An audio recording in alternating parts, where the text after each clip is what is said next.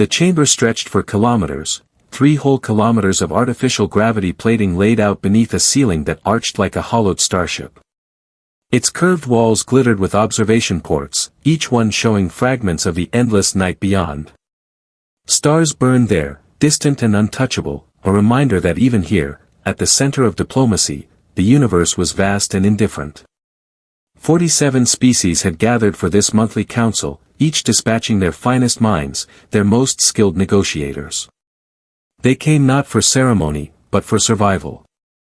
The galaxy was growing darker. Worlds were being lost, one after another.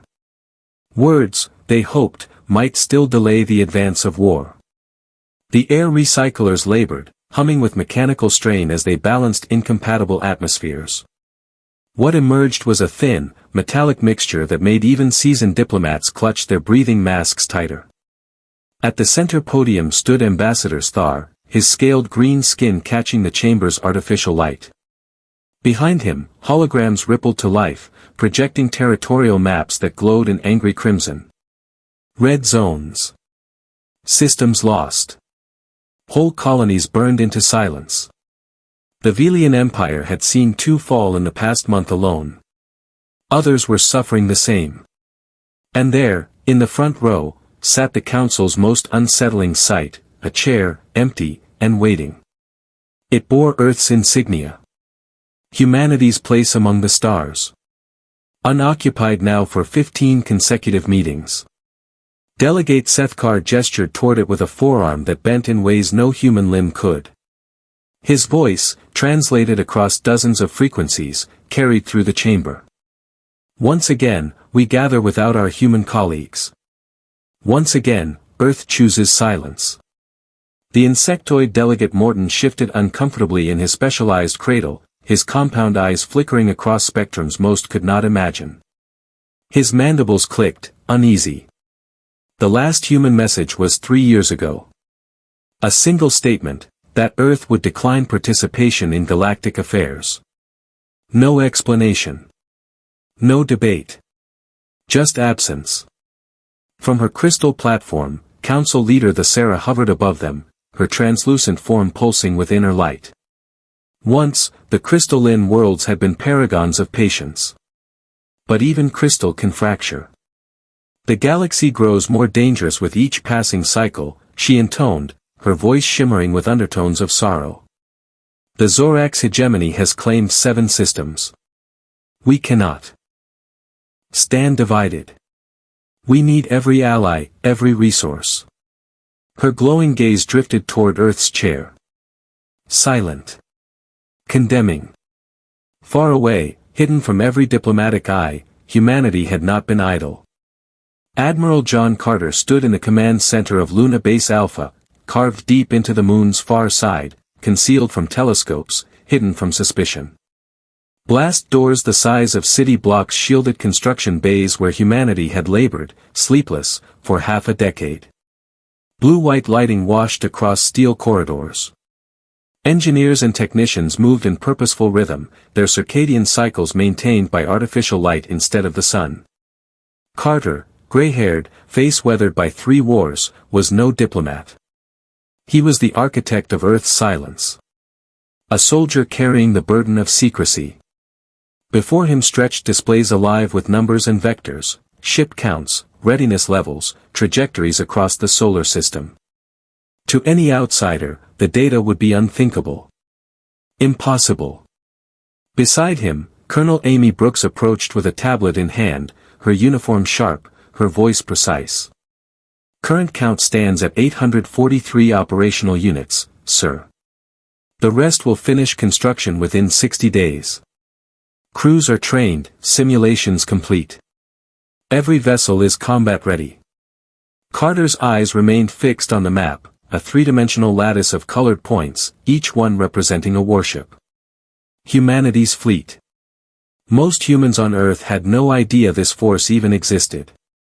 Classified beyond imagination, hidden not only from the galaxy but from the planet it was sworn to protect. Then came Dr. Peter Kane, civilian clothes marking him an outsider among uniforms. Yet none questioned his presence. His brilliance was the reason this fleet could exist at all. In his hands, data pads overflowing with specifications. The quantum shields exceeded expectations in yesterday's trials, Kane reported. A direct strike from conventional weapons won't breach them. Energy dispersal systems spread incoming fire across the hull. Damage is no longer localized, it's dissolved. Carter scanned the numbers. For years, humanity had done what it always did, borrow ideas, refine them, break them, rebuild them. Alien technologies had been studied, dismantled, improved upon. The result was not alien. It was not human. It was something more. And yet, secrecy could not last forever. The sound of hurried footsteps shattered the moment. Lieutenant Kelly Shaw burst into the command center. Breath uneven, urgency etched into her face. She was communications, her duty to sift through the noise of the galaxy, listening for storms. Admiral, she said, words tumbling fast. Distress signals. Multiple sources. Kepler, 442. Zorax fleet elements confirmed. Orbital bombardment in progress. Civilian casualties, already in the millions. The room stilled. Screens filled with fire. Images of a system under siege. Carter's jaw tightened. Kepler, 442 was not a military hub. It was a sanctuary, diverse species living on scattered worlds, orbital habitats, research colonies. It was supposed to be safe. If the Zorax could strike there, nowhere was safe. Colonel Brooks pulled intelligence files to her display, voice grim. Analysis suggests this isn't conquest. It's a test. They want to see how fast the galaxy responds. How slow. How divided. Dr. Kane looked up, face pale but steady. Our nearest elements can reach them in 18 hours, if we authorize quantum fold jumps. Risk of failure is minimal. 97% probability of success. The Council would debate for days. The galaxy would hesitate. But millions were already dying. Carter looked across the command center, at the faces of those who had sacrificed 5 years to silence, to secrecy, to preparation. This was the moment. The reason Earth had withdrawn, hidden, endured whispers of cowardice. The Admiral's voice carried through the steel corridors, steady as iron. Signal all fleet commanders. Operation Steel Curtain is authorized. Humanity moves now. The silent planet would speak again. If you're enjoying this story, The Mystery of Earth's Silence, The Rise of Humanity's Secret Fleet, take a second to subscribe and share your thoughts in the comments. Do you think Earth's secrecy was strategy, or arrogance? I'd love to hear your take. The Zorax fleet descended like a tide of knives. Hundreds of warships, jagged hulls bristling with weapon arrays, encircled the worlds of Kepler, 442. Their bombardments painted the night sky with fire. Oceans boiled. Cities cracked like porcelain beneath orbital strikes. For the inhabitants, there was no warning. No declaration. Just silence, then annihilation. In the council chamber, light years away, the assembled delegates watched the feed in horror. Holograms displayed collapsing habitats, burning forests, desperate evacuation attempts. Children clutching parents. Parents clutching nothing. Council leader Thesara's crystalline form dimmed, her inner glow flickering like a candle about to extinguish. Why would the Zorax do this, she whispered. Kepler is no fortress. No stronghold. It holds no value. Ambassador Thar's claws clenched against the rail, his voice bitter. They do it because they can. To remind us of our weakness. To remind us that fear is faster than resistance. All eyes turned again to the empty chair, Earth's seat. Silent still. Condemning still. And then, it happened. Across the chamber's projection walls, the feed shifted. New signals. New contacts. Unknown fleet signatures entered Kepler space. Vessels that did not match any archive. Not Zorax. Not Council. Sleek, angular forms emerged from folds in spacetime itself, their arrival tearing quantum rifts wide enough to ripple planets' atmospheres. 800 warships. Perfect formation. Perfect silence. The Zorax reacted instantly, redeploying, adjusting firing solutions. But before a single hostile lock could be achieved, the unknown ships moved. Streams of energy, white, blue, and pure, lanced across the void. Zorax hulls ignited like paper in a furnace. Dozens of cruisers fell in seconds. Quantum shields shimmered around the newcomers, dispersing enemy fire like waves against stone. It was surgical. Precise. Not a battle, an execution. On Luna Base Alpha, Admiral Carter stood at the tactical display, watching his fleet move as one. His voice was calm. Maintain formation. Prioritize carrier elements. Minimize civilian exposure. No stray fire. Colonel Brooks monitored trajectories, her eyes sharp. They don't know what hit them, sir. Zorax formations collapsing. Civilian transports reporting clear escape corridors. Lieutenant Shaw's station buzzed with incoming signals, dozens, then hundreds. Voices from across the galaxy. Shock. Relief. Fear. They're asking who we are, she said quietly. Some, they already know. Carter's face did not move, but the weight in his voice was iron. Transmit identification. No speeches. Just this, Earth remembers. The words rippled outward, carried on encrypted bands, bouncing across relays the Council thought long dead.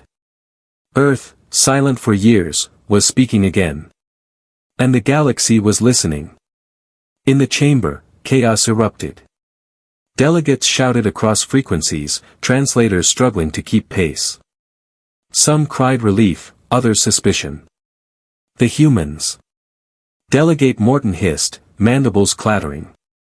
They hid. They abandoned us, and now they return with this. Ambassador Thar narrowed his reptilian eyes.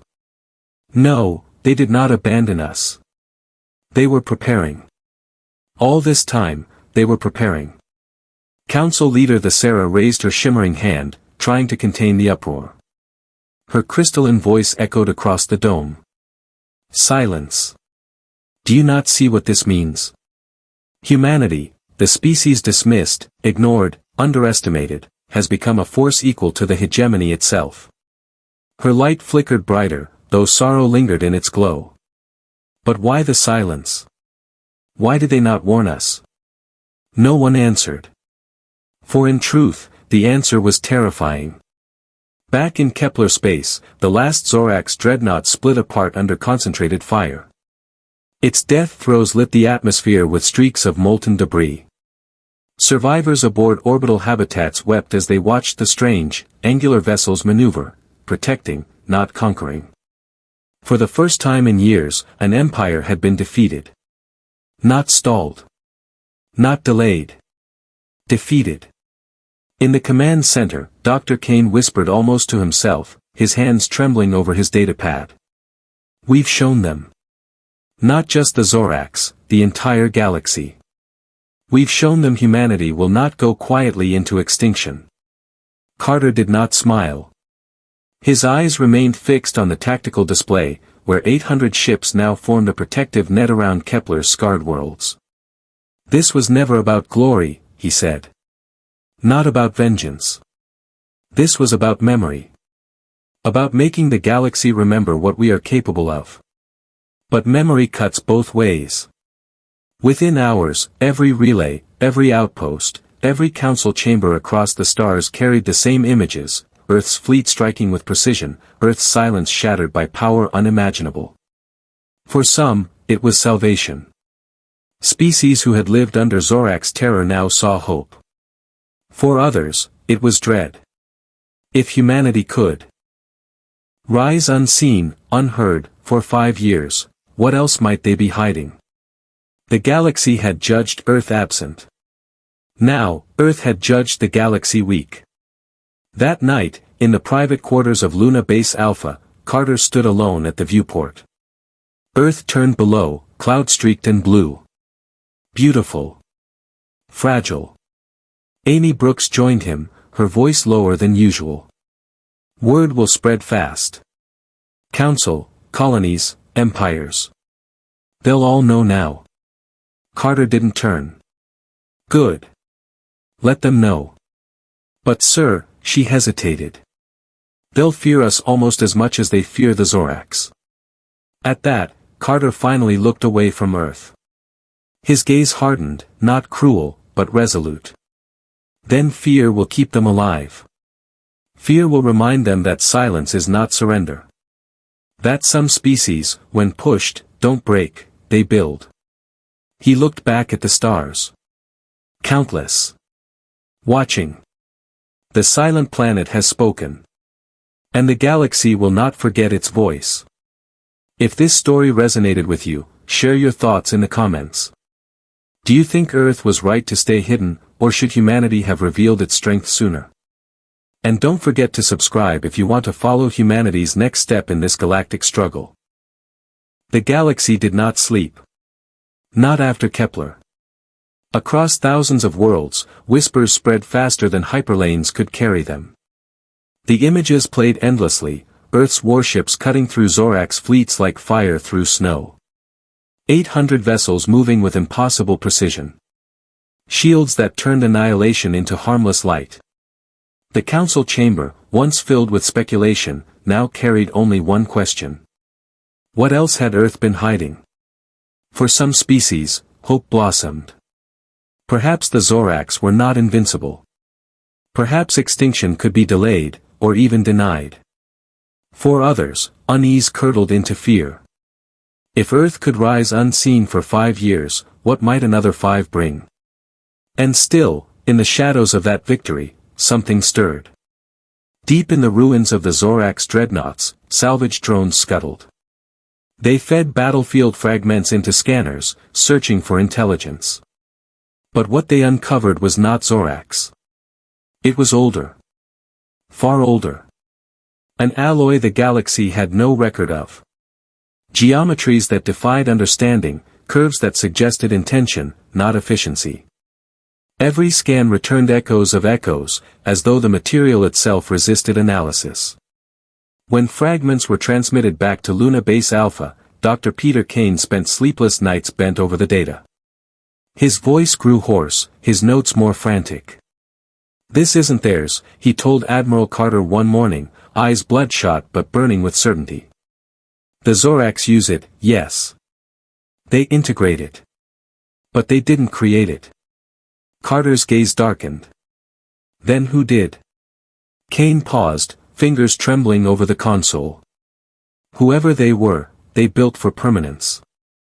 These structures aren't meant for decades or centuries. They're designed for millennia. Someone left these behind, and the Zorax are only scavengers. The next day, a signal arrived. Not from the Zorax. Not from the Council. But from a species few remembered, fewer still trusted. The Harari, nomads of deep interstellar voids, wanderers who spoke rarely, traded sparingly, and never settled. Their message was simple, almost like a warning carved in stone. You have awakened echoes. The architects will notice. They always notice.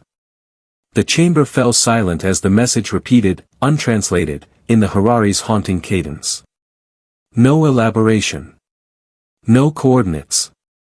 Just that phrase. Council leader Thesara's crystal form dimmed to near opacity. The architects, she whispered. Legends.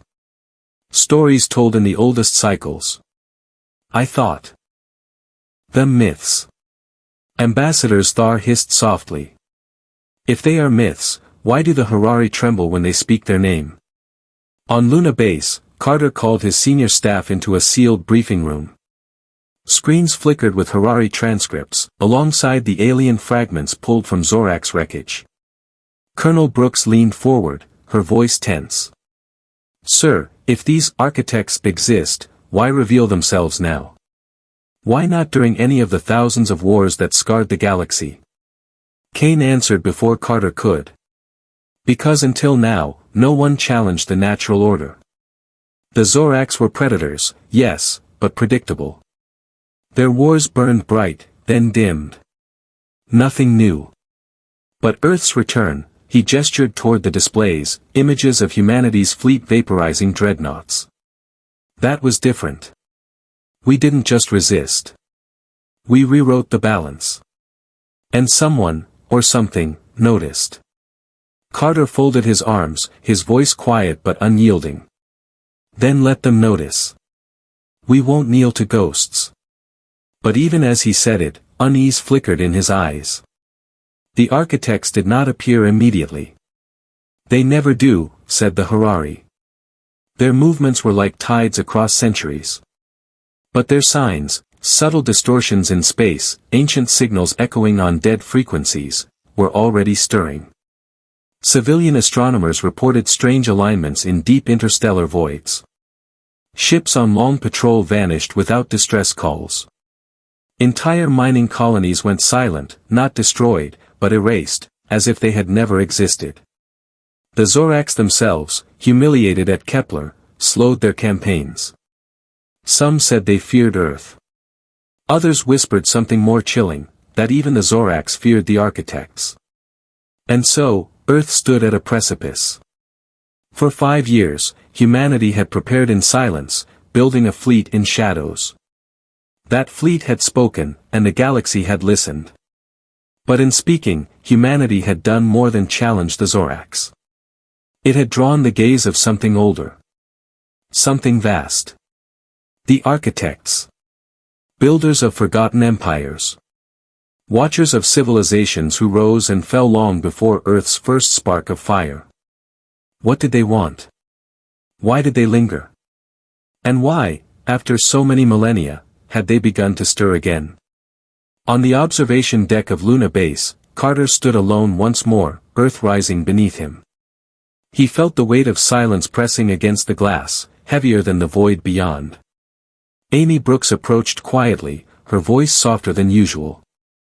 You think we made a mistake, don't you? Carter didn't look at her. His eyes stayed fixed on the stars. Mistake or not, it's done. Humanity has reminded the galaxy we exist. But the question isn't whether we were right to act. The question is whether the galaxy was right to forget. He finally turned, meeting her gaze. His words were steady, but heavy as stone. Because something out there never forgot. And now, it remembers us. The silent planet had spoken. But in the endless dark, another silence was breaking. Not Earth's. Not the Zorax's. But the silence of the architects. If you followed this story from the beginning, from Earth's silence to its return, and now to the shadow of the architects, I'd love to hear your thoughts. Do you think humanity's greatest enemy is the Zorax, or the ones who built the galaxy long before us? Leave your perspective in the comments, and subscribe if you want to see where this story goes next.